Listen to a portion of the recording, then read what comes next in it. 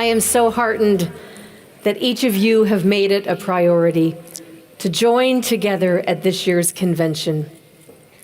I know this wasn't easy for many of you. You've traveled from great distances, made incredible personal commitment of time and of resource. The past few years haven't been easy. We've all been through so much. We've each experienced great hardship, and yet the best of humanity. We have taken the best from the worst, and we are writing a new chapter in world history, one where we play a defining leadership role.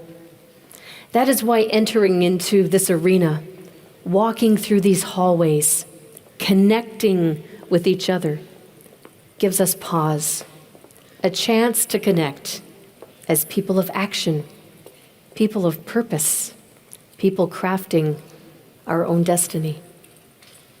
Over the next 4 days, we will focus on hope, dreams, on change, and on our future. And that is why our theme for this convention, Imagine What's Next, is so important. We have some important issues to discuss. And together, we're going to hear from some amazing speakers who are transforming healthcare, rethinking cities, advancing the cause of peace, and working to protect our environment. They, along with us, share a vision for a more sustainable, a more equitable world.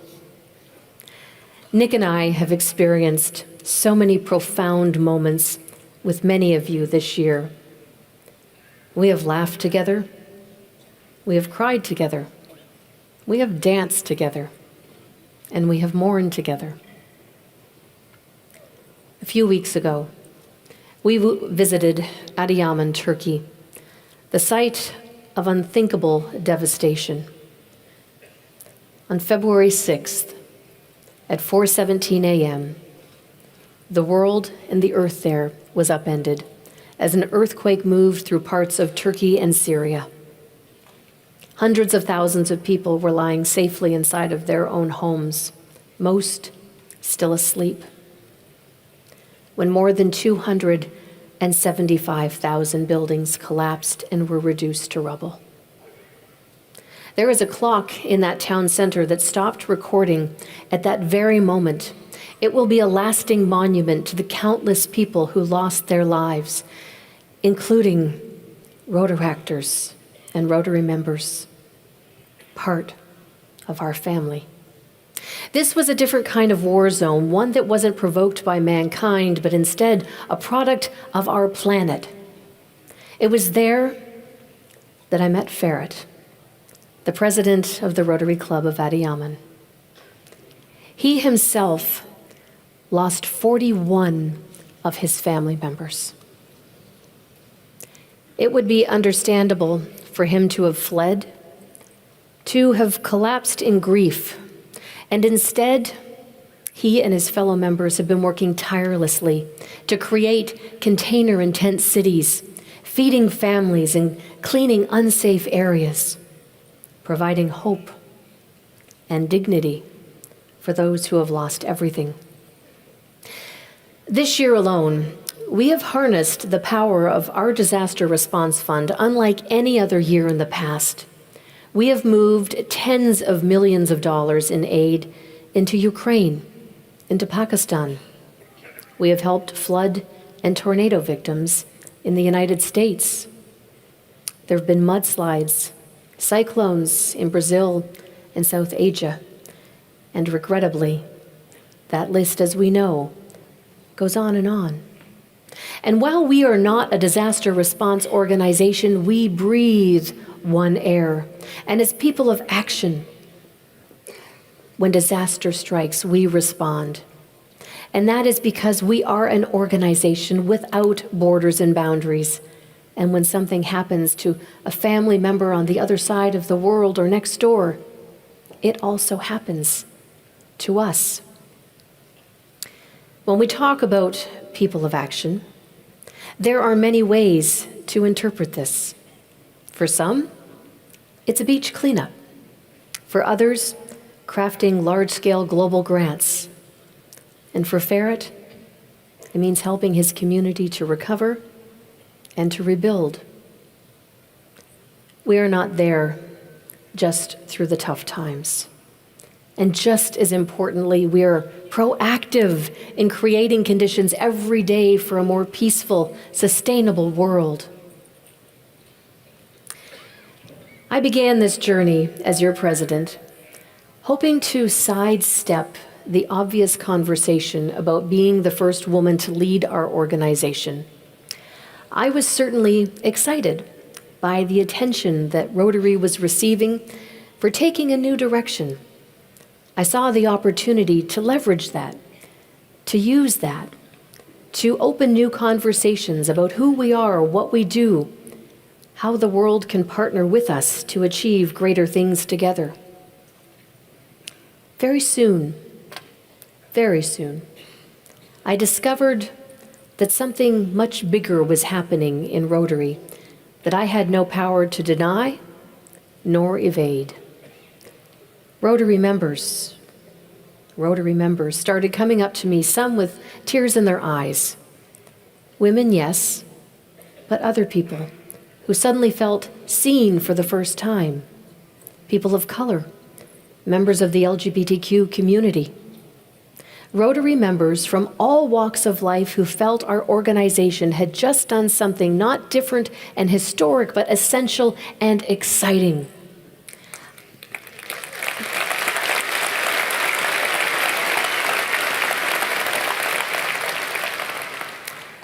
I have learned in the past year that the world is hungry for a new style of leadership, one that is empathetic, open, warm, eager to learn from everyone who participates in the acts of change. And so, my Rotary family, yes, it does matter that I'm a woman and the president of Rotary International.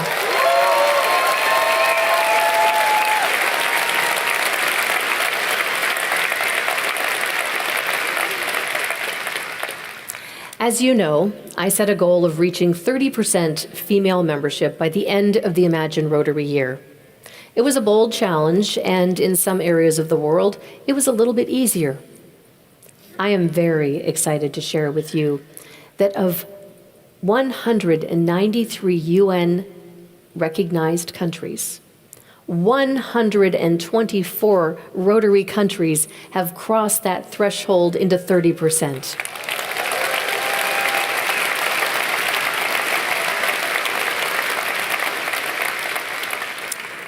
As a matter of fact, 30 of these countries are above 40%. And an additional 31 of those countries have achieved gender parity.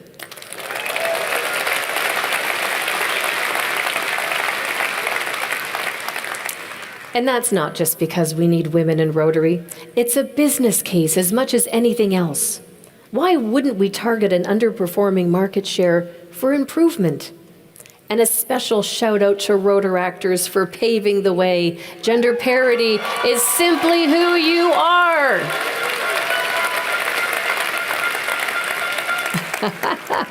I love that horn.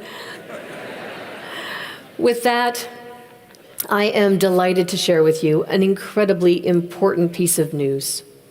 On behalf of the trustees of the Rotary Foundation, I am proud to let you know that they have selected our third Program of Scale awardee. My friends, it will go to United to End Cervical Cancer in Egypt.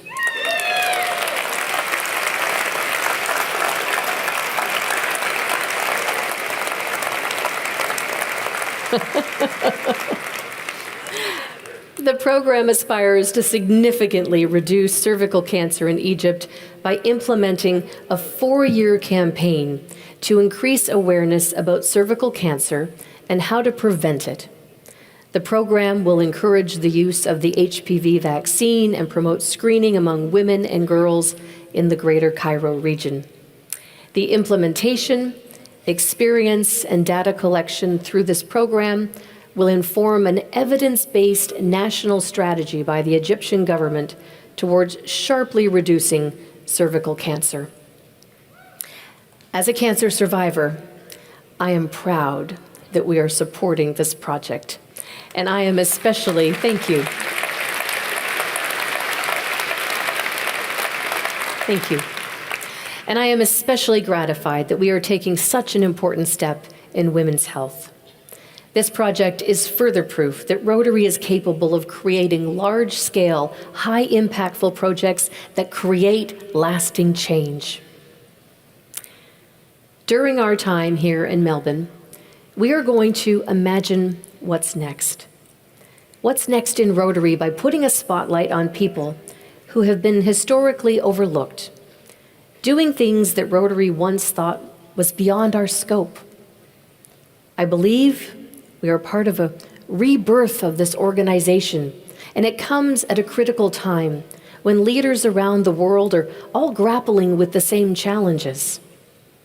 And this brings me to a second surprise that I've discovered as your president. I came into this position wanting to meet with world leaders.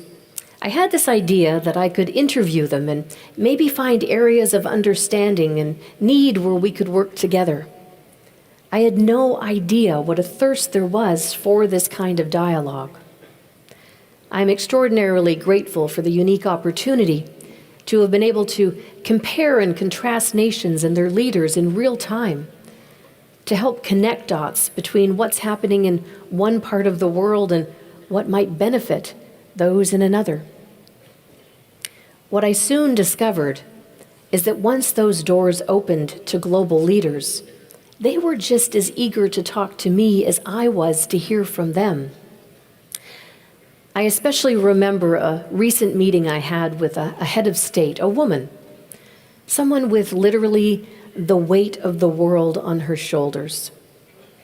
She immediately tossed away all of the formalities of this very well-planned event, and we jumped into a conversation about our dogs. When we finally got to the substance, I asked her during what her term she is most proud of.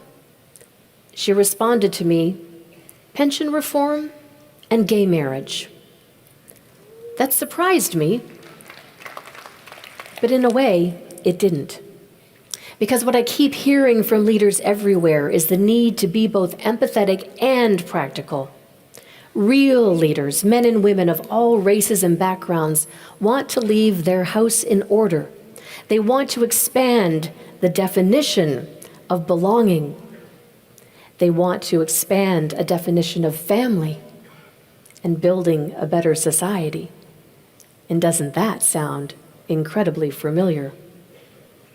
I've seen this kind of impact throughout this year in projects old and new, and in all 8 stops of the Imagine Impact Tour. The Guatemala Literacy Project, one of the largest grassroots projects Rotary has ever conducted, has been helping children learn to read for more than 25 years. You're going to meet some of my friends later this week that joined me there that are going to entertain you and inform you all about the impact of this project. I will always remember my time vividly in Uganda. I have a deep affection for the Ugandan people. And as you know, one of our peace centers is located and based in Kampala. We had the chance to formally open it. The heroic efforts to build and sustain Rotaract clubs in refugee settlements there have become part of our organization's lore. They elevate us, and they show us all that we can be. And I have to tell you, while we were there, the Rotaract Club in the Naka Valley Refugee Settlement, they gave birth to a Rotary Club. How about that?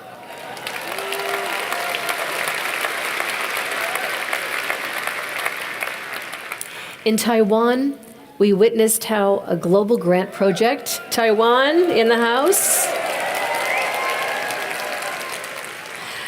we witnessed a global grant project that is helping Indigenous people transition their local economy away from growing produce affected by global warming toward higher yield, more sustainable products like chestnuts and truffles.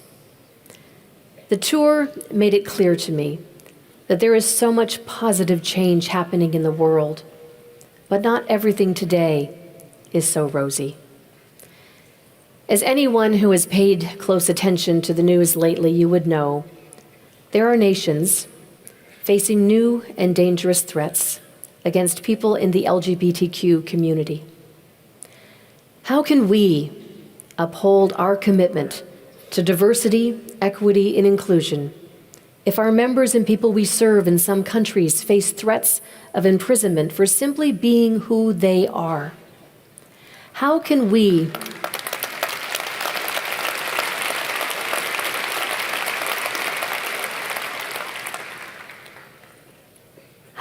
ask everyone to bring their true, authentic selves to Rotary when those true, authentic selves are considered criminal? Well, we are a non-political and non-religious organization. We stand for human rights and human dignity.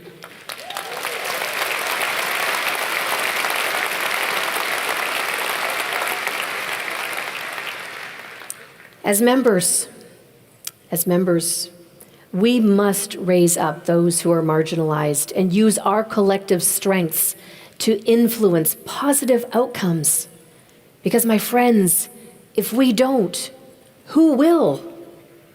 This means, in countries where LGBTQ voice are considered criminal, we must have a voice. In countries where women are not allowed to work because of menstruation, we must have a voice.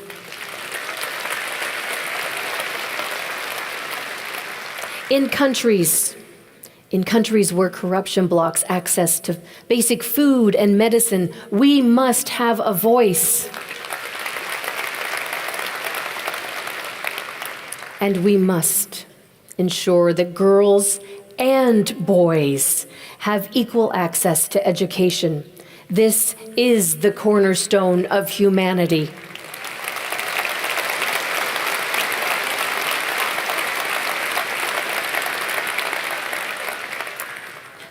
That is the challenge of leadership, and it's one that we are called upon to take up. Because in Rotary, we are all leaders. We are all responsible for the fate of our planet and for our fellow human beings.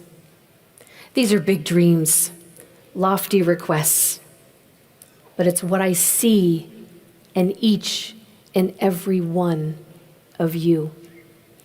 Together, we are the voice of civil society, and as brave and courageous leaders, I believe it is our duty, our responsibility, to foster world peace through understanding.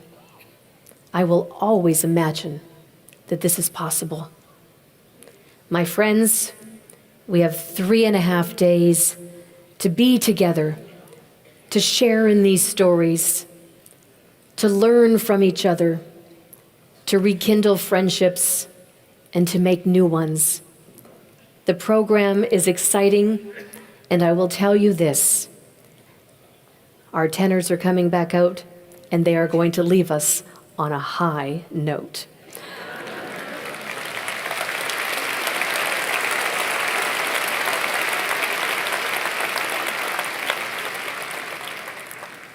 I want to thank you so much once again, all of you, for making this journey.